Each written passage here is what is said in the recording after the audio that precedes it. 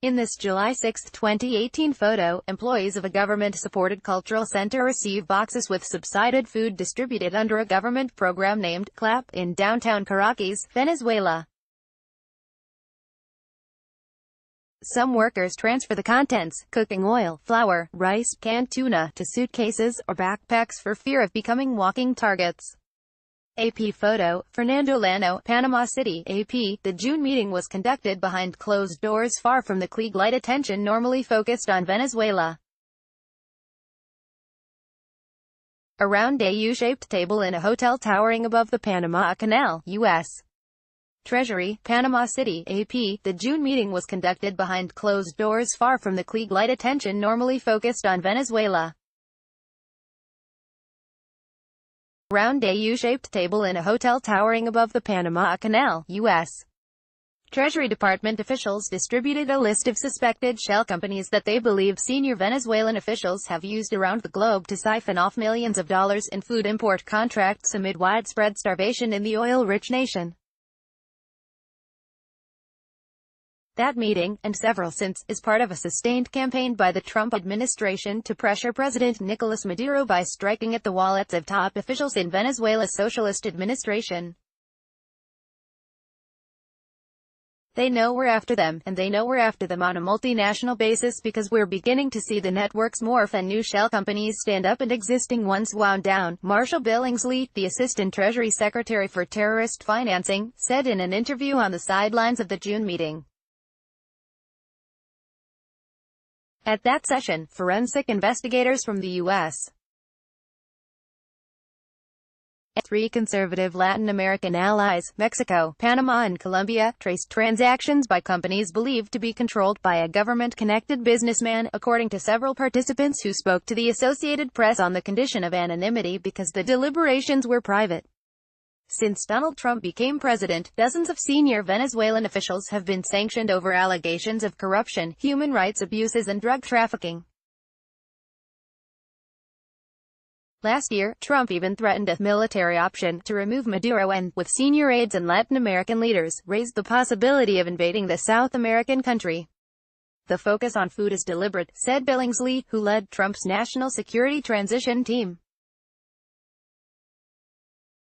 A story published by the AP in 2016 revealed how senior Venezuelan officials and members of the military were enriching themselves by diverting money from food contracts.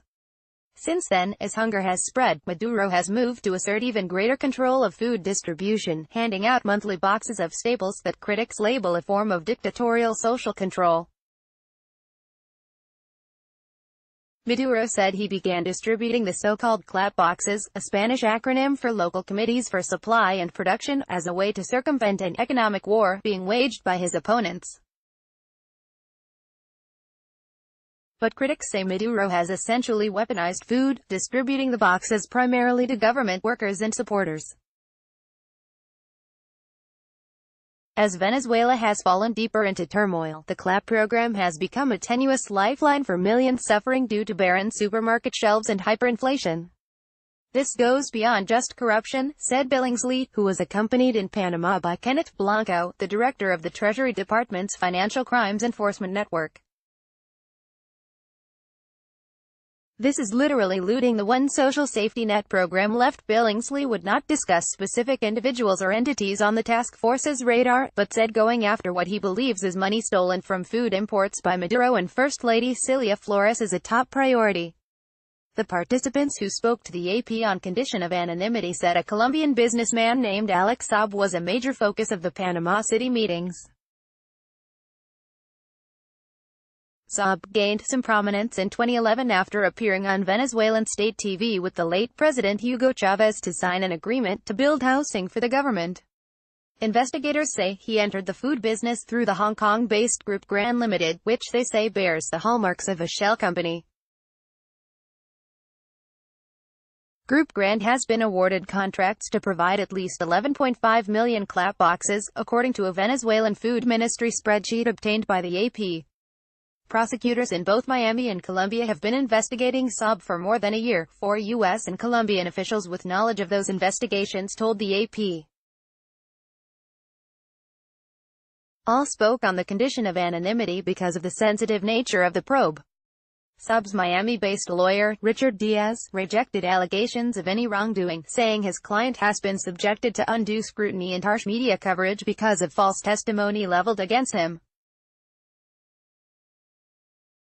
He said that if the U.S. had cause to believe the allegations were possibly true, his client would have been charged long ago.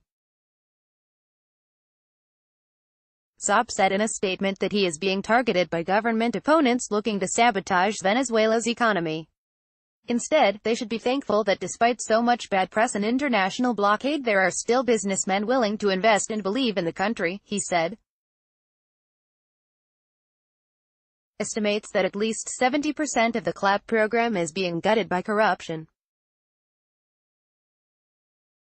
Among the transactions raising red flags is September 2017 invoice presented to Venezuela's food ministry by group grant for $41 million worth of powdered milk at a price of $6,950 per metric ton, more than double the market price at the time. A copy of the invoice was provided to the AP. The investigative cooperation between the U.S. or other countries already has yielded some results. On May 17, 3 days before Maduro was re-elected, then Colombian President Juan Manuel Santos, acting on information provided by the U.S., announced the seizure of 15 shipping containers filled with more than 25,000 CLAP boxes. In testimony to police obtained by the AP, the owner of a Colombian company said he was hired by a Portuguese firm to assemble and ship the boxes to Venezuela's Corporation of Foreign Trade, which the U.S. Treasury has said is a vehicle frequently used by corrupt officials for embezzling state funds. Billingsley said Maduro has repeatedly sought to deflect blame for his own mismanagement and refusal to address mounting hunger. If they really wanted to feed people, they'd let in the foreign aid that's been offered, he said. Associated Press writers Scott Smith in Caracas, Venezuela, and Barry Hatton in Lisbon, Portugal, contributed to this report. Copyright 2018 The Associated Press. All rights reserved. This material may not be published, broadcast, written or redistributed.